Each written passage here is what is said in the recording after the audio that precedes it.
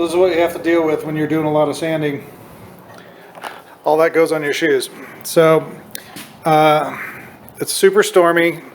In fact, just a block away, there was like rain pouring down. So I didn't think I was able to do this, but I'm going to pull the car out right now, try to give it a bath. I'm a little worried about if it starts raining that I got open electronics, and of course I don't want the leather, and then an exposed battery. That's not good to have water on it. So we're going to try to get it out there for about 15 minutes, get as much as I can cleaned off, and then I'll have a good day to dry. And then when I come back, I could start kicking ass on this thing. So let's see what happens.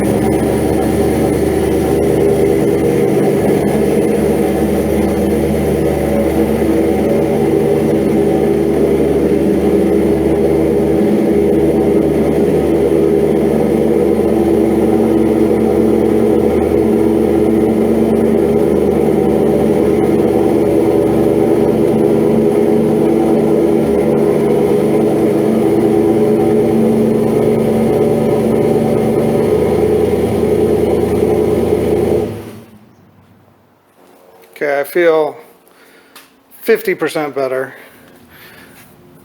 because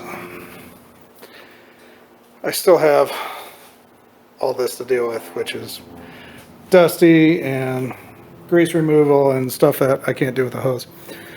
And once I get rid of the seat, plenty of dust back there and dust behind the seat and all sorts of stuff. So in any case,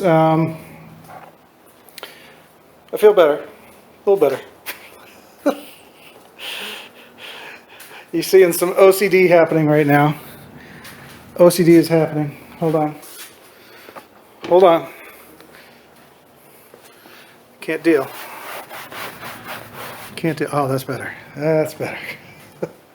But, you know, I still got some areas I need to clean up with like Simple Green or something. But in any case, once I start unloading all this stuff and taking this off and all that, then I'll be able to get in there and do what I need to do. You know, keep in mind, I understand that once it's all put together, dust is going to happen and grime and grease, and it's, you know, I'm not taking the car apart to do that. So, but I was going for show car, and it's hard to feel like it's show car when there's all that dust everywhere. The other thing I didn't notice, but you know, this engine holds some water, so I don't really like that. So I might blow that out or just keep putting stuff in there. Don't like that at all. But it's coming together. So that's stage one. Stage two now is to figure out what stage two is. I have a list, but it's just been overwhelming, and business and all sorts of stuff are going down right now, and schedules that I started a year ago that should have been done 3 months after I started is just happening right this second when I got a 3-week deadline to get this done. So my stress level has just kind of gone nuts. And I'm already 4 days into this week, and this is the first thing I'm doing. And now I got to let it dry, and then hopefully tomorrow night on, gonna start kicking ass. So let's see what happens.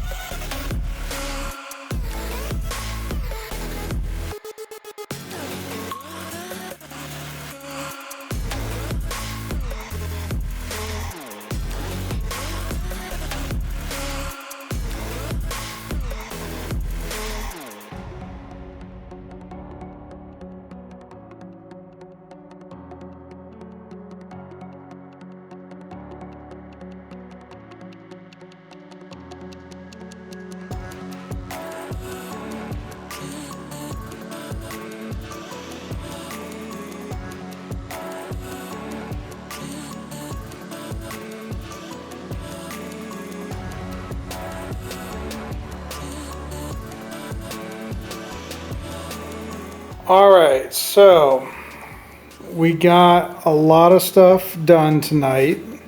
I was hoping to get lizard skin soundproof on here tonight because it takes 24 hours to dry. Then I was going to do the ceramic, and then I was going to start, putting on the layers. Now, I might not do that, so that's why I'm stopping tonight. And I can't find information in my manual about what some of this stuff is. And pretty much all my boxes are gone. And I usually had something that labeled what this box came out of. So I'm going to have to kind of look at inventory. But just to tell you what I got going on, I got this stuff, which is, I believe they call it insulation, but it seems like it's soundproofing. Maybe it's heat also. And then I have this stuff, which is not in the manual at all. It has similar cutouts. So I think it mimics this, but which one goes first? That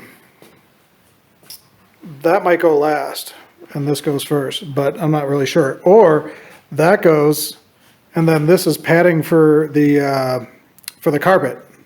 So I'm not really sure. But I got the firewall all cleaned up. And it's kind of funny because you think you have this huge firewall and then you notice that there's a big gaping hole in it. So it's literally just this perimeter coming around the sides. So there's not much to do. So if I do go to paint it, I don't think it's going to take too long with the lizard skin. But I got everything back here removed. I'm kind of ready to seal it up. I'm just trying to think of, like, what am I forgetting? What am I forgetting? All my clamps, gas lines, exhaust, everything is tight, solid, everything's awesome. Like, everything's holding up from before. Now, to give you a gotcha, there's a panel that seals this whole area up, and you won't be able to adjust your doors if you do that. So these are the things that I'm trying to make sure that I don't screw myself on while putting this together and having to take it apart again. Things like, you got to have your seatbelt harnesses installed before you put the body of the car on, because you can't get to that, you know, after the body's on. So it's coming along. I got kind of everything ready to go. You can see I kind of got everything peeled back. This is like a tragedy. I don't know how I'm going to approach that, but we'll get there when we get there. So I kind of want to do that last and do it once as we do it. So that's kind of what I'm going for. And then, you know, I'll be able to start putting on all the trunk sides and all that kind of stuff. So, you know, it's not too bad. Now, the other thing is I put this on backwards on purpose, so I had something to protect me from this, you know, thing spinning whatever 700 revolutions a second, and you know, taking my leg off or something like that or whatever. And so I got a little bit of marring on the inside. However, when you flip it back into position, that marring gets blocked by this, or it's up here and you won't see it. So dodged a bullet on that one. Not that anybody's going to see that anyways, but I know it's there. So yeah, and then I thought I had a little rub mark where we're gonna barely, I mean, it's barely a rub mark on that, and I was going to replace that tube because I thought it was a fuel tube, but it's actually just a vent hose. So I'm not too worried about that. If it was a fuel tube, I would have actually replaced it, but I'm not going to. And I tightened this down a little bit, but I'm wondering if I want to pull it, get a new gasket, or pull it and just get gas resistant Permatex and just goop that on, because that's something I never want to go back and replace, because you'd have to take the whole car apart to get to it. So one of the flaws of the design of this car is that you have to take the whole car apart. And when I say that, that means you have to take the hardtop off. You have to take the roll bar out. You have to take the waterfall out. You have to take the doors off. You have to take the hinges off the door. You have to take the trunk off. And then you got to remove the whole body after all that to get to that one part. So I want to make sure that that is 100% before I do anything.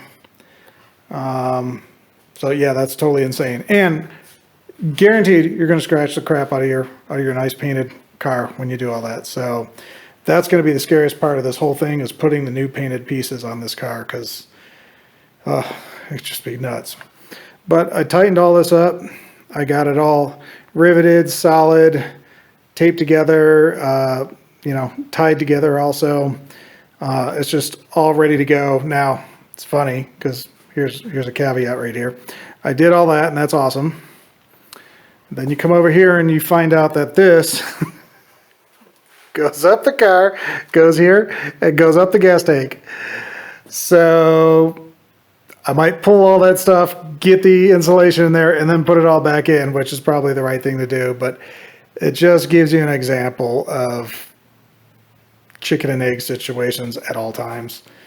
And I just didn't know. I didn't know that's what was going to be coming down.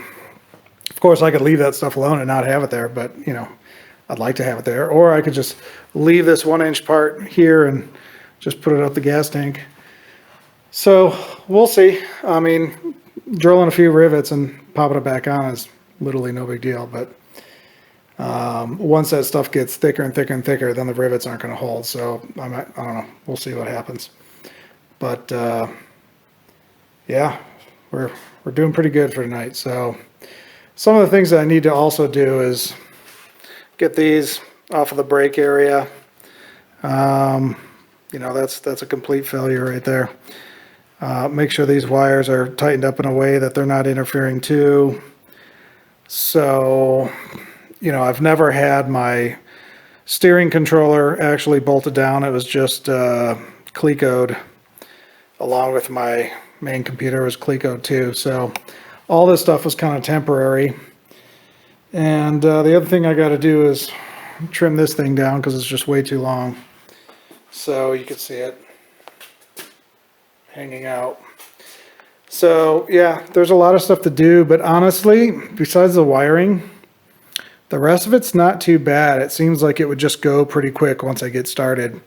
So I feel like today was like acclimation mode and kind of, you know, thinking about it, putting it all together, and, you know, where do you start? And it's like, well, let me just tackle this, you know, let me clean up a few things. And you're probably laughing, you know, that you see me cleaning stuff underneath the car and all that, but honestly, it's the last time I get to do it, and I do want to take some pictures under the car when it's finished, so I could have it on a, you know, billboard or whatever. I don't know if I'm going to do mirrors when I'm at a car show. That would be cool, but you know, there's not enough trunk to carry the amount of stuff you need to actually do stuff like that.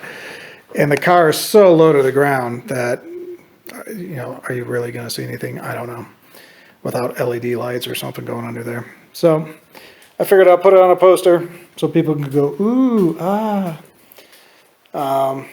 But yeah, so doing good, and we'll catch you on the next one. Have a great day.